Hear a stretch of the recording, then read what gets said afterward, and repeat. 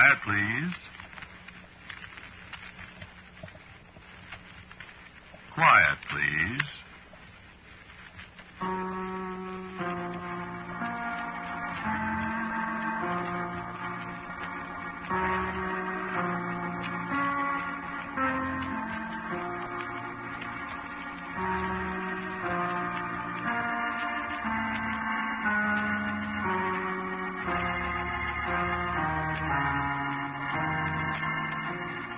The Mutual Broadcasting System presents Quiet, Please, which is written and directed by Willis Cooper and which features Ernest Chappell.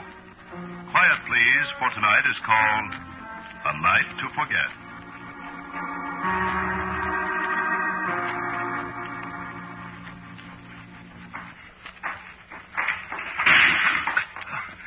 Excuse me. It's dark in here. I can't find the doggone lights. Where's the lights? There aren't any lights, John H. Who's that? It's me. What'd you say about the lights? I said there aren't any lights. There's got to be. Not in here, John H. Well, isn't this Studio 15? You kidding? This is the morgue.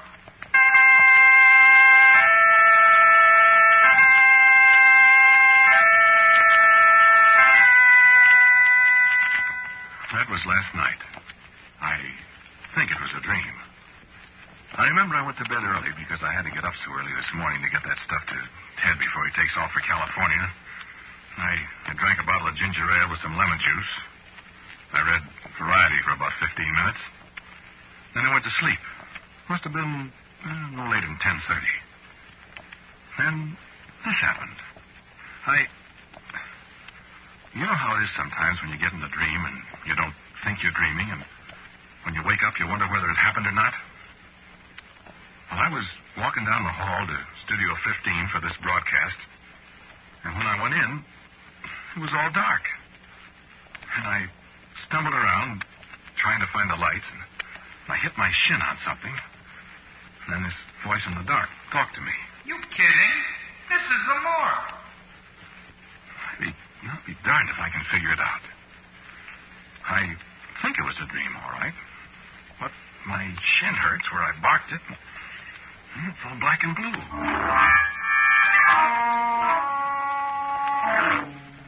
I woke up, and I lay there quite a while. You know, half dopey, trying to figure it out.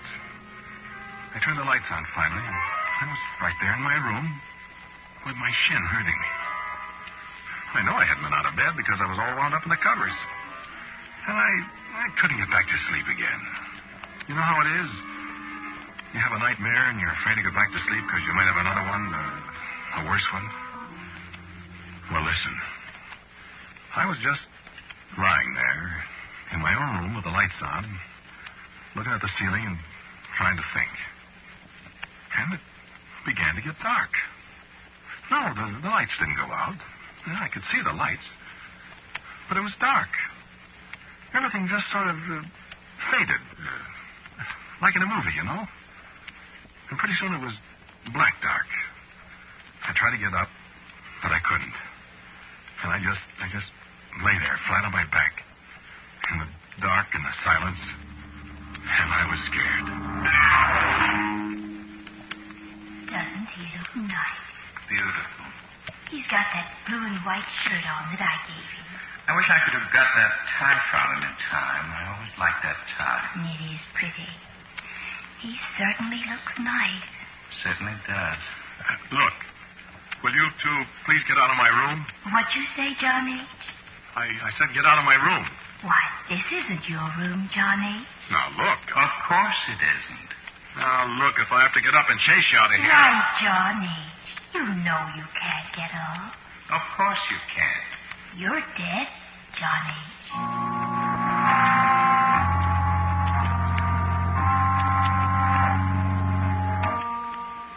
And then it got, well, undark. And pretty soon it was just the same as it was before I fell asleep. If I did fall asleep. Look, I'm a hard-headed guy, even if I do work on supernatural radio shows. You don't want to believe this stuff. You go nutty. Only, well, sometimes I always sleep in pajamas. Both halves. I put on my pajamas when I went to bed last night. Red and white striped textron. Yeah.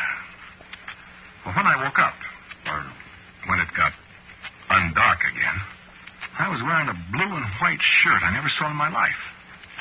And I was wearing a hand-painted Countess Mara necktie that I never saw before either.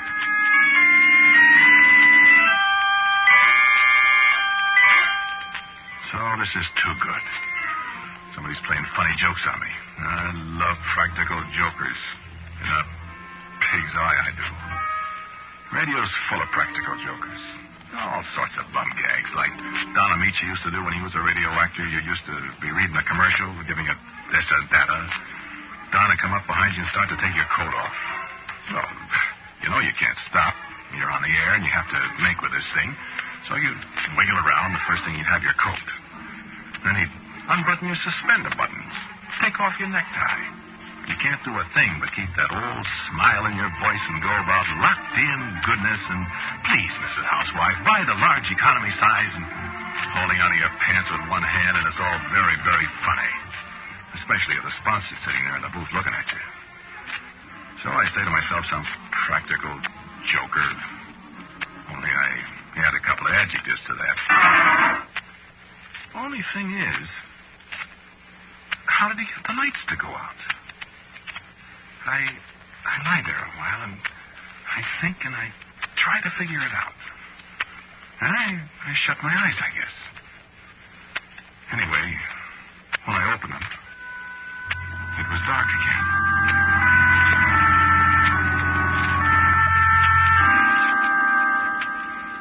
I am walking around in the dark, and the ground is springy underfoot. There's a cool wind blowing. What are those things? Those white things. Why, they look like gravestones. They are gravestones. Will you stand to one side, please, Johnny? Excuse me. I gotta get to work, see? This is an extra special rush job. I gotta get it done right away. Did you say something, Johnny? I was just going to ask you, what is this place? My goodness, John H., this is a cemetery. Cemetery? Certainly. Would you move your foot a little? What am I doing in the cemetery? What do people usually do in the cemetery, John H.?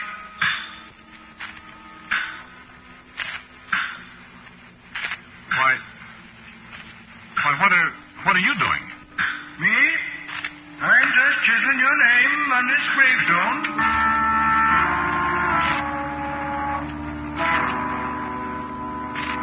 And there it was, laid out in chalk on the gravestone. John H. And I shut my eyes. When I opened them again, I was lying on my bed. Well, you know what people mean when they say their mind reels. Oh, boy, I do. I rubbed my eyes, and I felt like sand on my fingers. It wasn't sand, though. It was marble dust.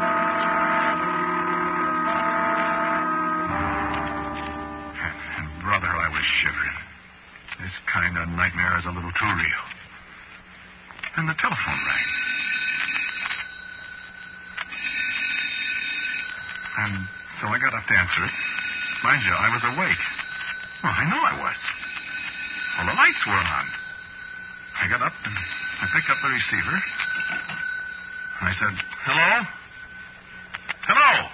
Sure is too bad, isn't it? Sure is. I never heard of such a thing. Hello? Hello? Poor old John H. This is John H. Hello? Poor old Al, I'd say. It's tougher on him than on John H. Al? Al who? Al April. You know, the sound effects man. Oh, I didn't know his name. Who is this? Hello? Yes, he feels pretty awful about it. Well, I should think he was. Who is- Killing a man. He didn't mean to, you dope. I know it, but just the same, poor old John H. He didn't know it was loaded. I mean, loaded with bullets.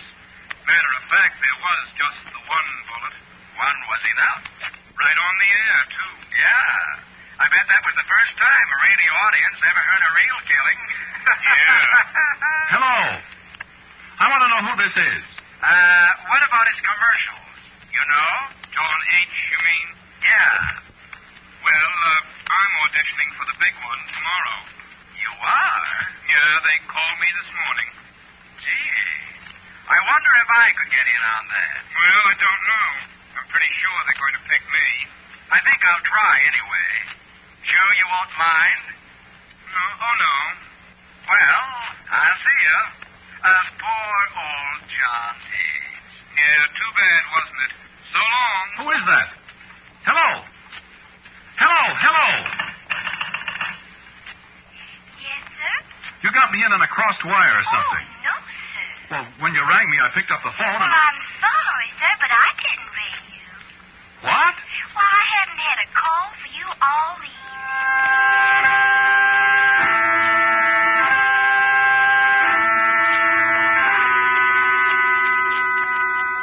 Now, that wasn't a nightmare.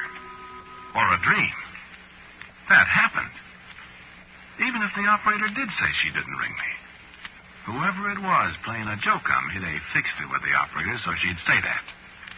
Didn't they? All right, that's the way I figured it, too. So, this was about 11:30. At 12:30, the manager of the hotel called me on the phone. I hate to wake you up at this hour of the night, John H., but I thought maybe radio registry or somebody might have called you and couldn't get you, see?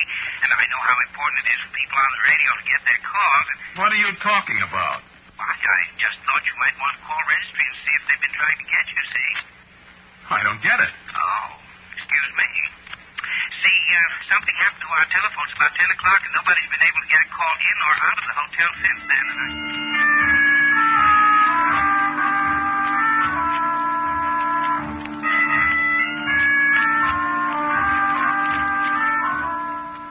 Well, maybe my practical jokers might have got to the manager, too. But this morning when I came downstairs, I found he wasn't kidding. The phones had been out for 2 hours and a half. Something blew up in the switchboard or something. Now, that's carrying a practical joke an awful long ways, isn't it? Yeah. That's one night I won't forget, believe me. Yeah, but I gotta stop this kind of talk. And this kind of thinking. I will forget it. Heck, it was probably a lot of nightmares. I'm gonna stop drinking ginger ale before I go to bed. Yeah. Well, anyway, I saw Ted and gave him the stuff, and he got away to California okay. I sort of had a hunch that if this was a gag, Ted might have had a hand in it. So I made a few cracks, but he didn't give it a tumble, like he would if he'd had anything to do with it. He can go just so far with a gag, and then he can't keep his face straight. But he didn't fall for any of my hints at all. So, man, I gotta forget it. But just for laughs, when I see that Al April, I'm gonna make him show me that sound effects pistol. Believe me. So then I went and did my commercial. The guy from the agency was there. He had the renewal of my contract with him, so... Well, anyway, after I signed it and he signed it, I'm not going to hold auditions for my job tomorrow. So, like they say on the radio, here we are at the bottom of the well.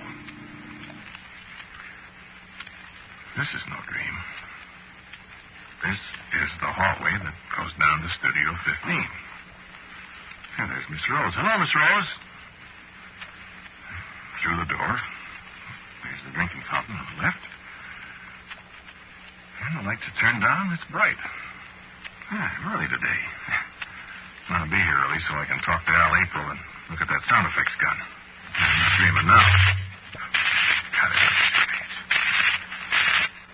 Studio 15. And the door.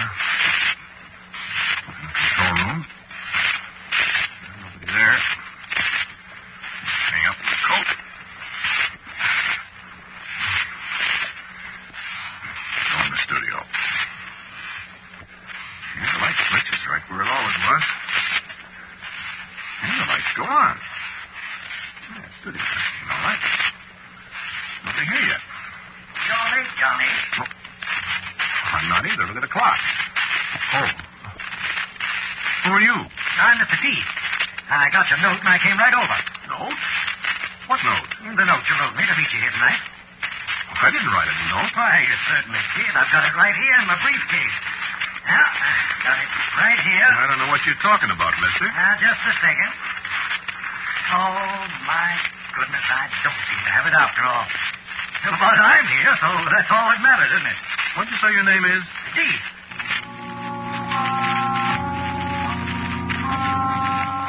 Well, what'd you want? I'm on the air in just a little while. Oh, it won't take long, John H. I've got the catalog right here. And you can pick one out in no time. About how high do you want to go? What'd you say your name is again? D. Here's the catalog. How do you spell it? Spell what? Your name. Oh, D-E-A-T-H.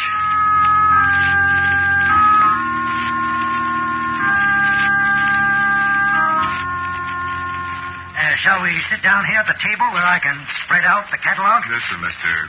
Deeth, or whatever your name is, this gag has gone just about far enough. Why, what gag, Johnny? Your gag. My friend's gag. I'm tired of it. Suppose you scram. What are you talking about, John H.? I don't indulge in gags. Not in my business. And what is your business, Mr. Death, pronounced Deeth?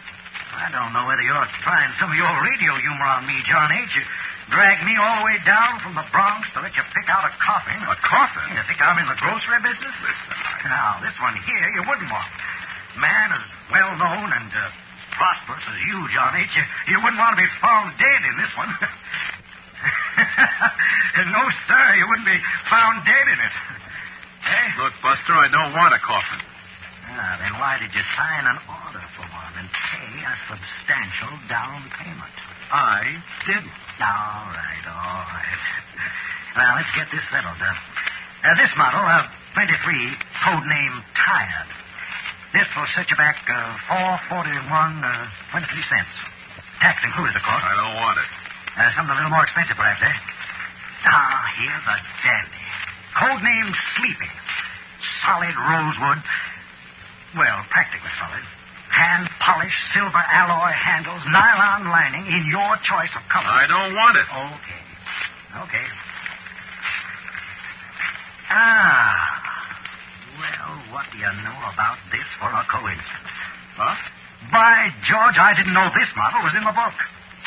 Look at that. What? Look at the code name. Code name? John H.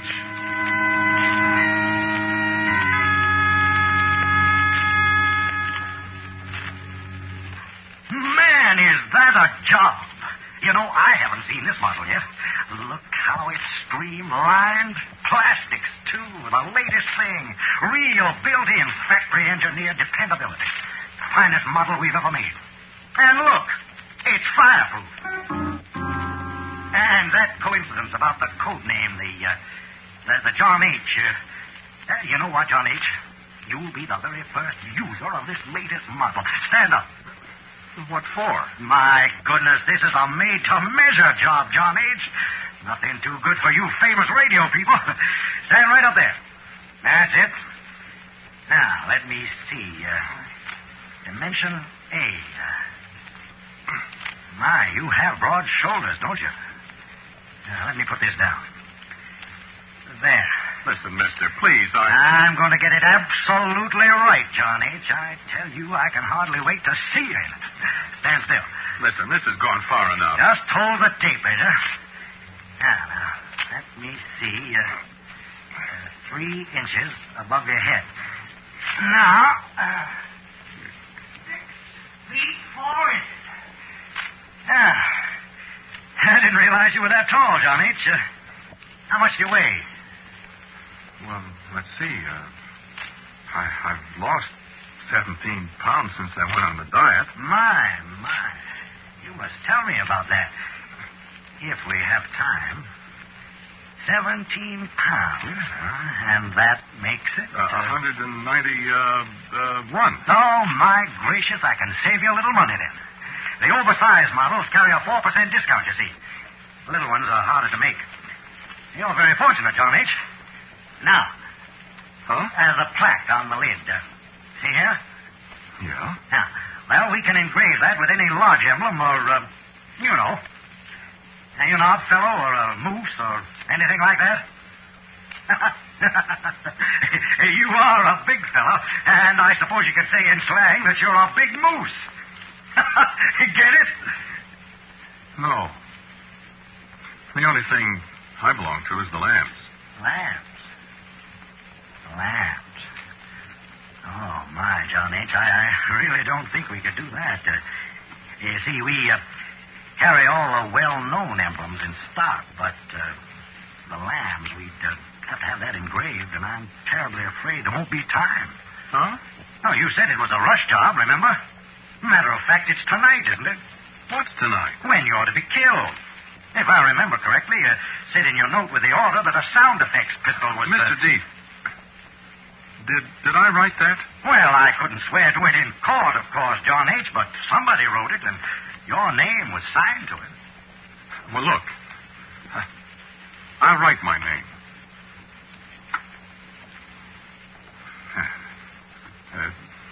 Is that the signature? Absolutely identical, John H. Yes, sir, absolutely identical. I remember the curlicues on the H. I don't understand. It's perfectly simple. You're going to die, and you need a respectable, refined, late-model coffin, that's all. Are you sure I'm going to die? Cheer up, John H. Of course you're going to. You know, I heard that before. Yeah, it's all over town. Tonight. That's what you said. By a shot from a sound effects pistol. I saw it in your own handwriting. How did I know, Mr. D? I'm sure I don't know, Johnny. Isn't there any way out of it? Don't ask me. I'm just a salesman, and you're just a customer. Not that I don't enjoy listening to you on the radio, John H. I really do. And I must say that you're going to be a great loss to the art, science, profession. What do you call it? It's a living. Now, living. And now it's a dying. Mustn't mind my little jokes, John H. I'm an inveterate joker. Is this one of your jokes? Oh, no, John H. This is strictly business. And now, did you want to give me a check for the remainder now? Well, I think possibly that'd be wisest, considering that, you know how long it takes to get money out of an estate. Now, look, what if I don't die? Oh, I wouldn't worry about that. Well, what if I don't? Well, you will eventually, John H., and at least we'd have time to engrave anything you wanted on the plaque. Mm-hmm. So, excuse me.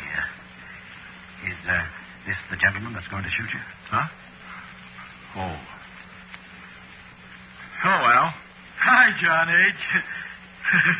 Well, you get killed again tonight. I do, huh? Says here you do. How do I get killed this time, Al? Get shot. I see. Excuse me, Mr. D. Certainly. Is he the one?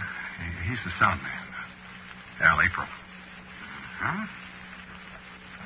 Uh-huh. Very interesting. Say, Al. Yeah. You ever have any accidents with those guns? No. How could you? I don't know. What kind of accident? Really shooting somebody. With these things? No. Look, in the first place, they're loaded with blanks. In the second place, there ain't any place for the bullet to come out, if there was one. And in the third place, I always shoot him at the floor. So how could I shoot somebody? I was just wondering. You know, I always wondered how you do sound effects on the air. This is most interesting. This is Mr. Deeth, Al. How are you, Mr. Deeth? Your face looks familiar. You in radio? Oh, my, no. I'm a salesman. Oh. Can I look at the guns, Al? Sure. Which one you going to use on the show? This one. Say, what's the matter with you, John H.?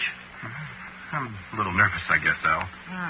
I thought you was on the wagon. Well, I am. I'm just a little nervous, I guess. Let's see the bullets. They're not bullets. Blanks. Well, the blanks.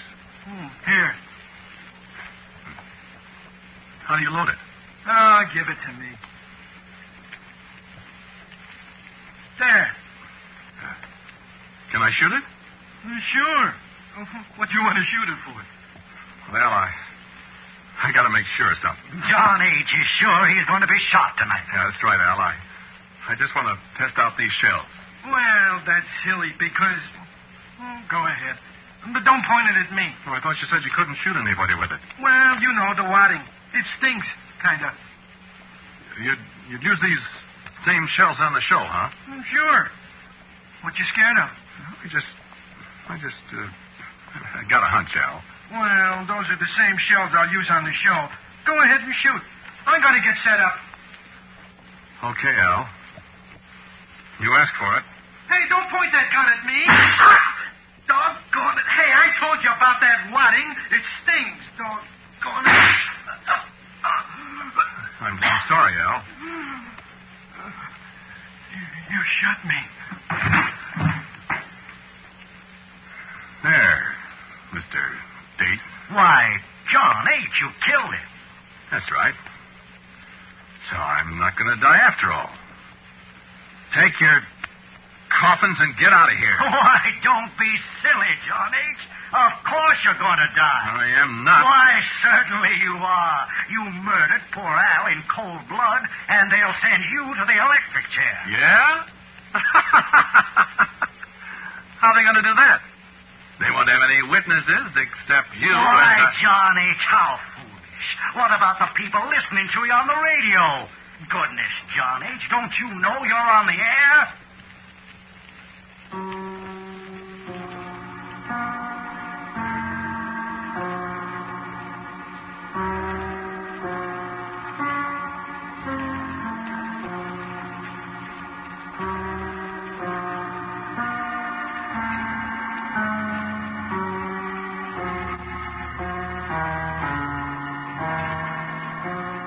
The title of the Quiet Please story you have listened to is A Night to Forget.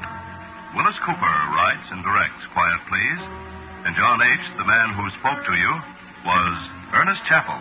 And James Monks played Mr. Deef. Al April was played by Murray Forbes. And the sound effects on the show were played by Al April. Others in the cast were Jack Tyler, Kermit Murdoch, Lon Clark, and Polly Cole. Original music for Quiet Please, as usual, is played by Albert Berman. Now, for a word about next week's Quiet Please, here's our writer-director, Willis Cooper. Tonight's show is the 40th in the series of Quiet Please. Next week, for the 41st, I think I'll call the show after the name of our series. Let's call it Quiet Please. And so, until next week at the same time, and quiet, please, I am quietly yours, Ernest Chappell.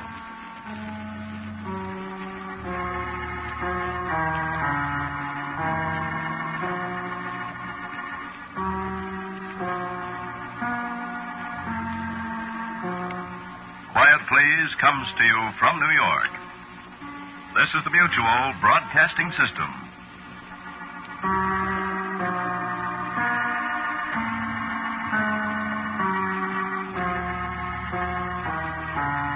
Spooky Ventures is the home for spooky content and spooky merchandise on the web. Check it out today at spookyventures.com. And remember, always keep it spooky.